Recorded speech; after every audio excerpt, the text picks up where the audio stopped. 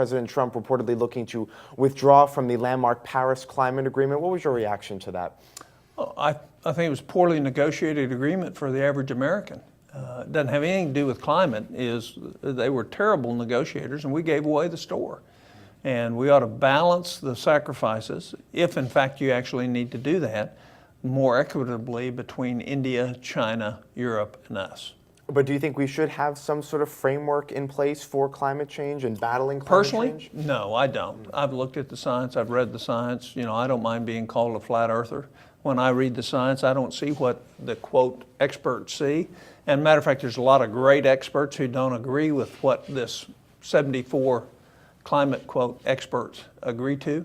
So, you know, I think it's sloppy science, one. Number two is it's not definitive. And number three is your assumption is the world is not resilient. And in fact, it is. And so remember 25 years ago when we said all of Florida is going to flood? And what are we 2 millimeters higher, or 3, maybe 4, 5, maybe a half a centimeter more water running around the coast of America? So, and if you look at ice accumulation in Antarctica, and you look at what happened last winter, the largest ice accumulation we've seen in 30 or 40 years in Arctic, you know, there's a lot of things that disprove global warming. Notice they don't say that anymore because they know it's not warming anymore. We're actually cooling.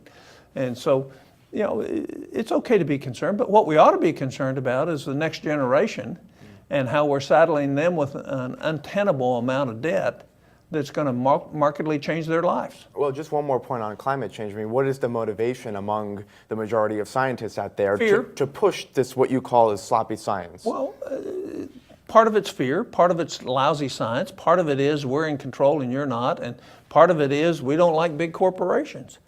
And so, you know, there's all sorts of motivations. I don't know what they are. What I know is when I read it and I look at it, I think there's a lot left to be desired in terms of the science, one. Number two, remember, all this comes out of models. Models are made by human beings. They don't necessarily reflect. And they keep adjusting the models because what's happening doesn't match their model. So if they have to keep adjusting their models, because what's happening doesn't adjust their model, maybe their conclusion out of their model isn't right.